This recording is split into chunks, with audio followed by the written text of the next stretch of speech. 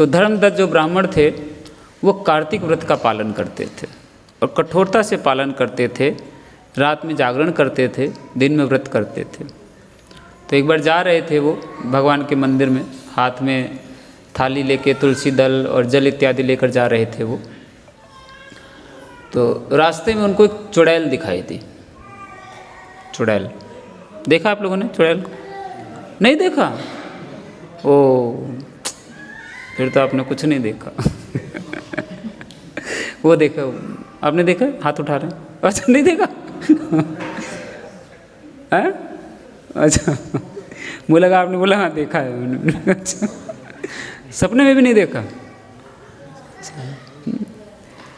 तो किताब में देख सकते हैं ना, पूतना की फोटो चुड़ैल से कम नहीं है वो। तो वो जो है जा रहे थे तुलसी दल और जल इत्यादि लेके पूजन करने के लिए, तभी एक चुड़ैल आ गई, है ना। और चुड़ैल को देख के वो थोड़ा सा घबरा गए और उनके हाथ में जो थाली थी, आरती की थाली, है ना, वो उन्हें घबरा के उसके ऊपर ही फेंक दी, चुड़ैल के ऊपर ही डाल दी। होता है ना, फेंक तो उसमें जो जल था और तुलसी दल था वो चुड़ैल के ऊपर गिर गया। और जैसी चुड़ैल के ऊपर गिरा, वो चुड़ैल क्या है, एक बहुत सुंदर स्त्री बन गई, बहुत सुंदर स्त्री बन के हाथ जोड़ के धर्मदत्त के सामने वो खड़ी हो गई और अपनी कहानी बताने लगी।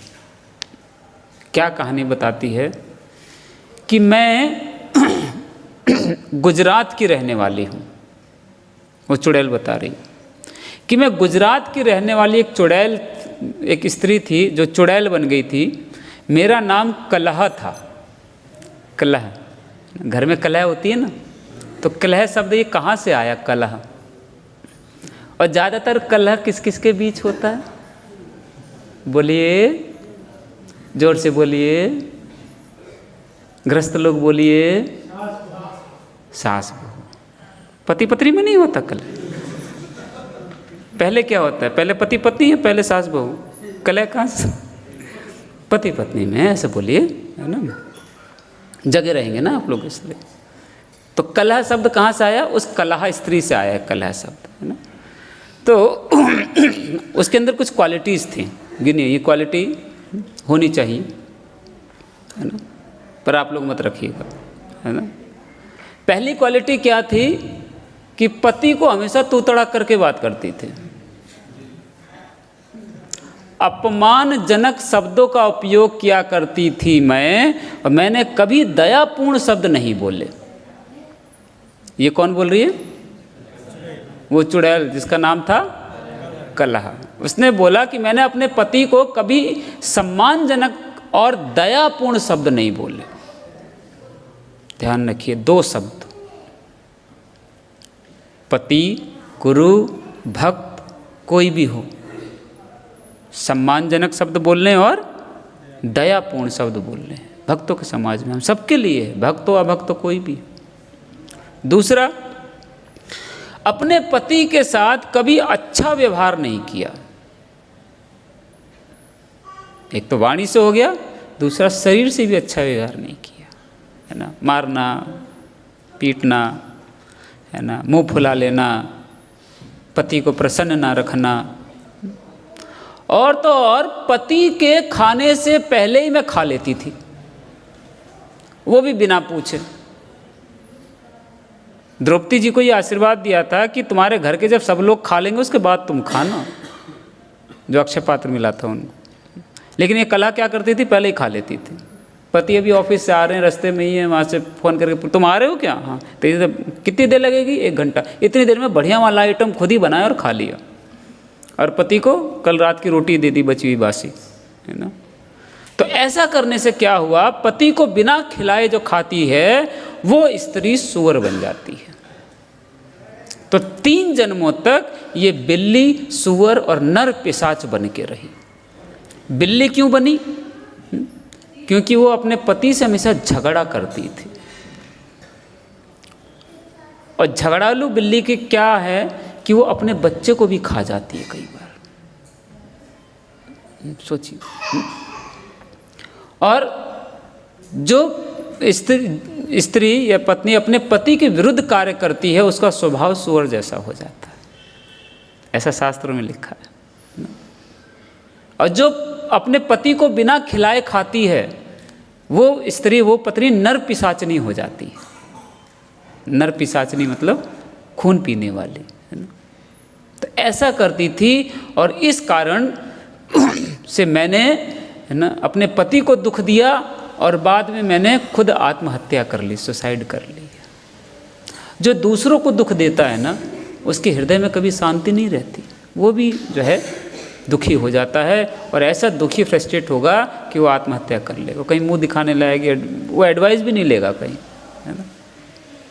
तो बोली ऐसा करते हुए मुझे 500 वर्ष हो गए, मैं प्रेत योनि में घूम रही हूँ, 500 सालों से प्रेत योनि में घूम रही हूँ, और जैसे तैसे मुझे किसी व्यापारी का शरीर मिला था, है ना, मैं किसी व्यापारी के शरीर में घुस गई थी, और उसके शरीर में घुसकर भी मैं भोग कर रही थी। देखिए, कष्ट मिलने के बाद भी, सजा मिलने के बाद भी भोग की प्रवृत्ति नहीं जाती है कई बार, है ना। भोग कर रही थी। मेरी इस प्रवृत्ति को देखकर विष्णु दूतों ने मुझे उसके शरीर से भी निकाल दिया, और मैं अब प्रेत की तरह भूखे प्यासे भटक रही हूँ, स्थान नहीं है रहने के लिए।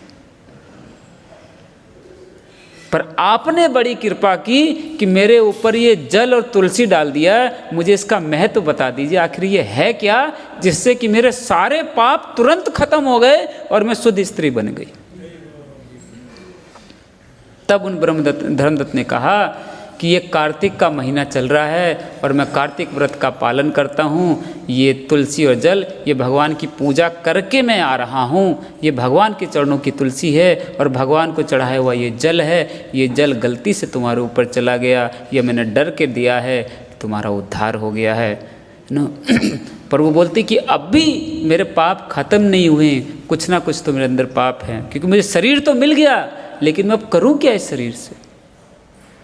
तो बोले धर्मदत्त कि मैंने बचपन से लेके अभी तक जितने भी कार्तिक व्रत किए हैं, उनका आधा पुण्य मैं तुम्हें देता हूँ, तुम उन पुण्य को ग्रहण करो, और जाके पवित्र स्थान में, धार्मिक स्थल में जाके भगवान के नाम का जप करो। हरे कृष्ण कृष्ण कृष्ण हरे हरे, हरे राम। बोले जाके भगवान का जप करो, तुम्हें शुद्धिकरण हो जाए। तो उसी क्षण उसने सब कुछ त्याग के, संसार से आसक्ति को त्याग के नाम जप शुरू कर दिया। धर्मदत्त का जो है उनको पुण्य, कार्तिक का पुण्य फल मिला, नाम जप शुरू कर दिया। ऊपर से भगवत धाम से विष्णु दूत आए, है ना, हेलीकॉप्टर लेके। कौन सा यान? विष्णु दूतों के यान, है ना, हवाई जहाज लेकर आए, उनको बिठा के लेके जाने लगे। और उसने जाते जाते धर्मदत्त का धन्यवाद किया, और साथ में विष्णु दूत थे, उन्होंने क्या बोला धर्मदत्त को कि तुमने अपना आधा कार्तिक का पुण्य इस स्त्री को दिया है, हम तुम्हें आशीर्वाद देते हैं कि तुम्हारा कार्तिक का पुण्य अब दुगना हो जाए, तुम्हारे पास दुगना हो जाए। तो कार्तिक के व्रत का जिसने पालन किया था, उसने अपनी कृपा से दूसरों को भी भक्त बना दिया, दूसरों को भी शुद्ध कर दिया। ये कार्तिक महीने का है ना।